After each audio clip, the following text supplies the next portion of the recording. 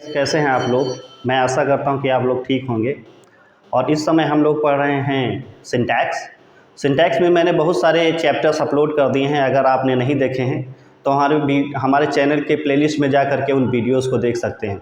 और पिछले वीडियोस को अगर नहीं देखा है, जैसे नरेशन से रिलेटेड है, ट्रांसफॉर्मेशन है, सिंथेसिस है, एक्टिव पैसिव है, आर्टिकल है, और बहुत सारे वीडियोस हमने अपलोड कर दिए हैं। अगर आपने हमारे पिछले वीडियोस को नहीं देखा है तो आप हमारे चैनल के प्लेलिस्ट में जा करके उन वीडियोस को देख सकते हैं और अपने प्रिपरेशन को एक बेहतर अंजाम तक पहुंचा सकते हैं। मैंने बहुत ही डिटेल में, बहुत ही साफ़ सुथरे तरीके से पढ़ाने की कोशिश की है और पढ़ाया भी है।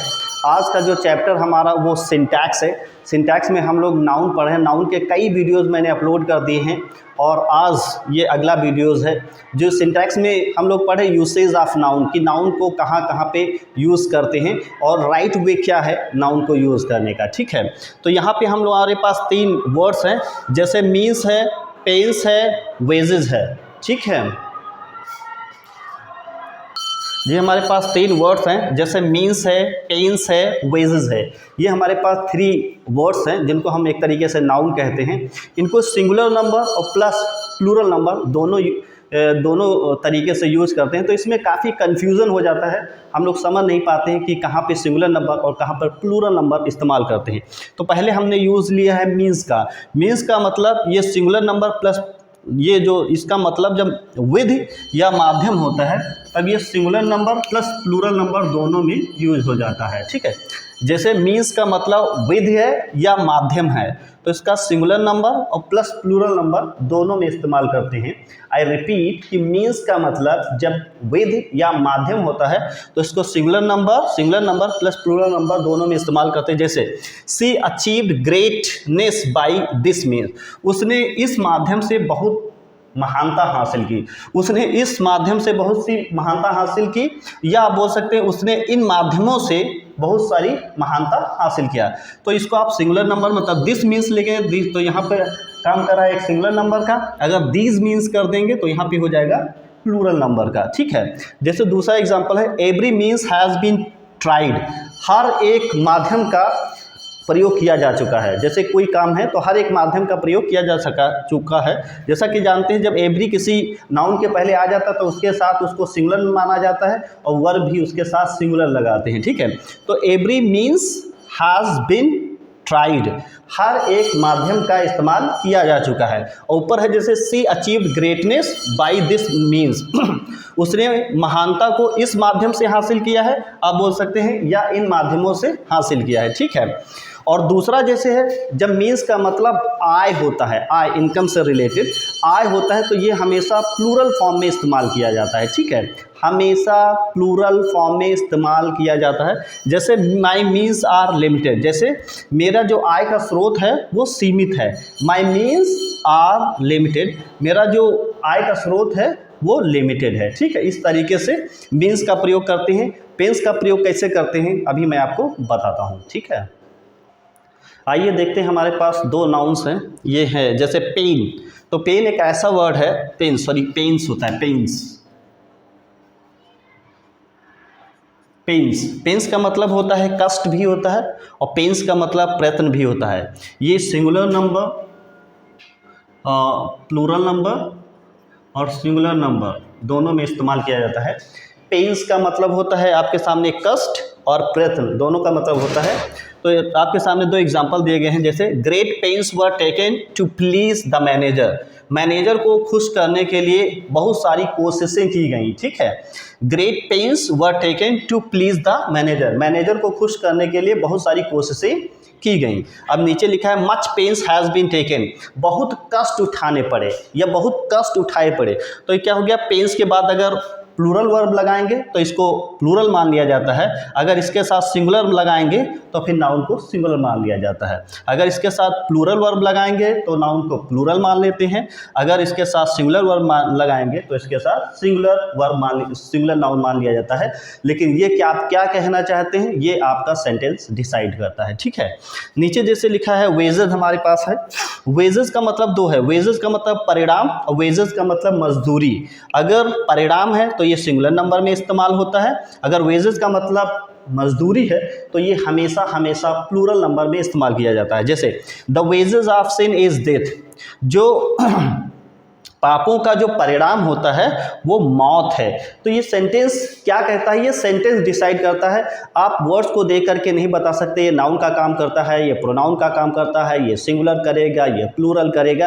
एक्चुअली सेंटेंस डिसाइड करता है कि सेंटेंस में आप क्या कहना चाहते हैं। ये डिसाइड करता है कि हमारा जो वर्ड है ये सिंगुलर जैसा काम कर रहा है कि प्लूरल जैसा काम कर रहा है। तो यहाँ पे wages of sin is death, इसका मतलब है कि जो पापों का जो परिणाम है वो मौत है। तो यहाँ पर वेजेस जो है ये मतलब it is acting as an singular verb, एक तरीके से सिंगुलर वर्ब की तरीके से काम कर रहा है। तो यहाँ पे इसके साथ इज लिया गया है। और his wages are 100 rupees a week, सप्ताह में उसके 100 रुपया मजदूरी है, 100 रुपया उसकी मजदूरी है सप्ताह में। तो अब मजदूरी से अगर रिलेटेड वर्ड है, अगर वेजेस का मतलब मजदूरी निकाल रहे हैं तो ये हमेशा हमेशा प्लूरल नंबर में रहता है। अगर इसका मतलब परिणाम है तो ये हमेशा सिंगुलर नाउन के तरीके से बिहेव करता है। ठीक है, अगला रूल क्या है वो अभी मैं आपको बताता हूँ। आइए देखते हैं, हमारे पास ये दो नाउन्स हैं या दो वर्ड्स हैं आप कह लीजिए। जैसे ब्रदर है, ब्रदर का मतलब होता है भाई, तो इसके दो प्लूरल बनते हैं, एक बनता है ब्रदर्स और एक बनता है ब्रेदरन। ब्रेदरन का मतलब भाई और ब्रदर्स का मतलब भी भाई। तो ब्रदर्स का मतलब भाई sons of the same parent, अगर एक ही माता पिता के 2-3 भाई हैं तो उनको ब्रदर्स बोलते हैं। और ब्रेदरन जो है ये मेंबर्स ऑफ अ सोसाइटी, ये समाज के लिहाज से भाई हैं। जैसे हिंदू मुस्लिम सिख ईसाई आपस में सब भाई भाई, तो आपस में सब भाई भाई हैं। इसमें कास्ट अलग अलग है, लिविंग स्टाइल अलग अलग है, ड्रेसिंग स्टाइल अलग अलग है, लेकिन आपस में सोसाइटी के लिहाज से भाई भाई हैं, तो उनको ब्रेदरन बोलते हैं। और ब्रदर्स बोलते हैं जो सेम पेरेंट्स, एक ही माता पिता के हों। तो जैसे एग्जाम्पल्स आपके सामने हैं, ब्रदर्स का मतलब होता है सन्स ऑफ सेम पेरेंट्स, एक ही माता पिता के औलाद। All the brothers are living in a peace, सारे जो भाई लोग हैं वो शांति से रह रहे हैं। और दूसरा एग्जाम्पल है Hindu Muslim Sikh and Jews are brethren, are brethren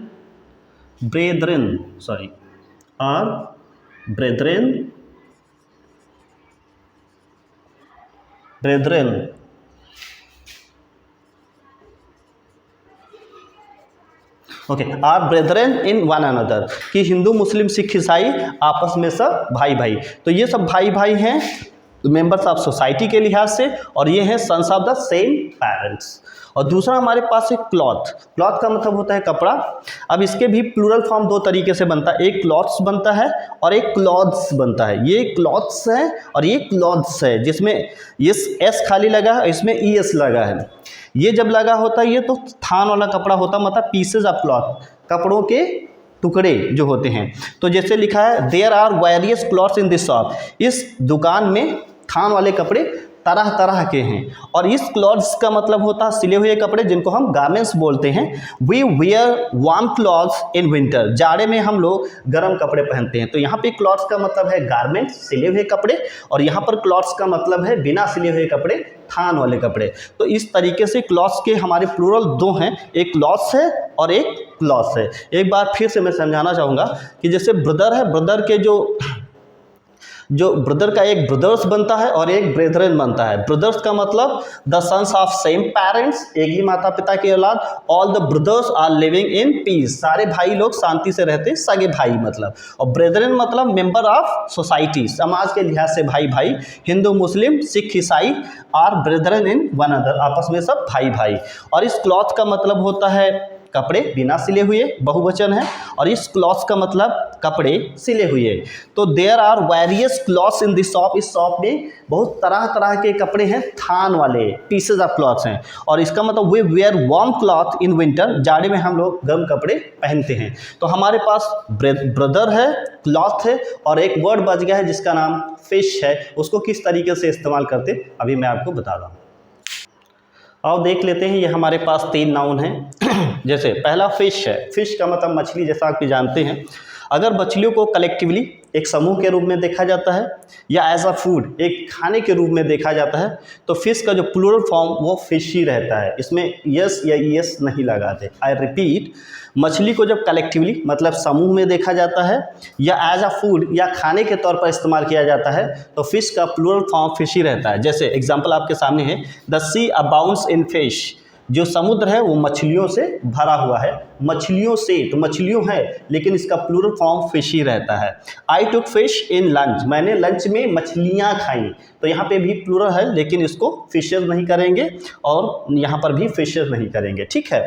लेकिन टेकन सेपरेटली अगर मछलियों को अलग अलग मान लिया जाता है कि एक जैसे एक मान लीजिए जैसे एक मंगूर है, एक पड़ुई है, एक कुछ और है, मतलब अलग अलग मछलियां हैं और 10-12 मछलियां एक बाल्टी में हैं अलग अलग, अगर उनको टेकन सेपरेटली मतलब अलग अलग माना जाता है तो फिश का फिशेज हो जाता है। जैसे there are 10 fishes in the bucket, ये बाल्टी में 10 मछलियां हैं अलग अलग किस्म की, है ना, अलग अलग किस्म की। अगर इनको कलेक्टिवली नहीं देखा जा रहा, एक कोई है एक कोई है एक दूसरी है, तो there are 10 fishes in the bucket.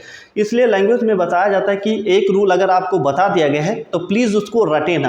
आपका सेंटेंस क्या कहना चाहता है अकॉर्डिंग टू सेंटेंस। हमने आपको कई बार बताया है कि इंग्लिश या कोई और लैंग्वेज बहुत ही फ्लैक्सीबल होता है, जस्ट लाइक अ रबड़, एक रबड़ की तरीके से होती है। अकॉर्डिंग टू सिचुएशन ये अपने आप को ढाल लेती है, कहाँ पे किस तरीके से यूज़ करना है ये सेंटेंस डिसाइड करता है। सेंटेंस से आपको पता लगेगा कि ये वर्ड वर्ब है, नाउन है, एडजेक्टिव है, एडवर्ब है। आप इस तरीके से प्रेडिक्शन नहीं कर सकते कि आपको कोई एक सिंगल सा वर्ड बताया गया, आप इस तरीके से प्रेडिक्ट नहीं कर सकते कि ये जो मतलब नाउन है, प्रोनाउन है, एडजेक्टिव है, इस तरीके से आप प्रेडिक्ट नहीं कर सकते। जैसे अगर आप वाटर ले लें तो वाटर अगर आप देखेंगे कि वाटर क्या है तो वाटर एक एडजेक्टिव की तरीके से भी काम कर सकता है, एक एडवर्ब की तरीके से भी काम कर सकता है और एक वर्ब की तरीके से भी काम कर सकता है और ये नाउन की तरीके से भी काम कर सकता है। तो आप इस तरीके से सिर्फ जैसे water is life, water is life, तो water here is working as an noun, एक नाउन की तरीके से काम कर रहा है, वाटर इज लाइफ। और दूसरा जैसे वाटर पोल्यूशन इज इंक्रीजिंग, तो यहाँ पे वाटर जो है हमारा एक एडजेक्टिव की तरीके से काम कर रहा है। और जैसे लिखा है the gardener waters the plant, जो बाग वाला है वो पौधों में पानी लगा रहा है, तो यहाँ पे वाटर वर्ब की तरीके से काम कर रहा है। तो आप एक वर्ड को देख करके आप प्रेडिक्ट नहीं कर सकते कि ये क्या है, सेंटेंस में कैसा उसका वर्क है, उसको किस तरीके से बिहेव कराया गया है, ये सेंटेंस डिसाइड करता है। इसलिए प्लीज़ अगर कोई बात एक बात बता दी गई है, कहीं लिखा है, तो उसको रटने की कोशिश ना करें। Please try to understand the concept, आप कॉन्सेप्ट समझने की कोशिश करें। सेंटेंस उसका मीनिंग निकलता है, सेंटेंस उसकी ग्रामर बताता है, आप इस तरीके से प्रेडिक्शन नहीं कर सकते हैं, ठीक है। फिर हाँ, जैसे एक रिगार्ड्स हमारा वर्ड है, रिगार्ड अलग है, रिगार्ड का मतलब मानना और रिगार्ड्स का मतलब होता है सम्मान, एक तरीके से नमस्ते। जैसे होता ना, ये कहीं हम अपने रिश्तेदारी से कहीं चलते हैं तो घर वाले कहते हैं भैया जा रहे हो, मम्मी से सलाम कहना या मम्मी से नमस्ते कहना, तो इस तरीके के वर्ड्स को रिगार्ड्स बोलते हैं। जैसे आपके सामने है convey my best regards to your parents, मेरा जो नमस्ते है वो अपनी मम्मी पापा से कहना, तो यहाँ पे रिगार्ड नहीं होता है, रिगार्ड्स होता है। जो नमस्ते की इंग्लिश होती है दैट इज रिगार्ड्स, जिसमें एस लगा रहता है, ठीक है। रिगार्ड का मतलब मानना और रिगार्ड्स मीन्स होता है नमस्ते सलाम।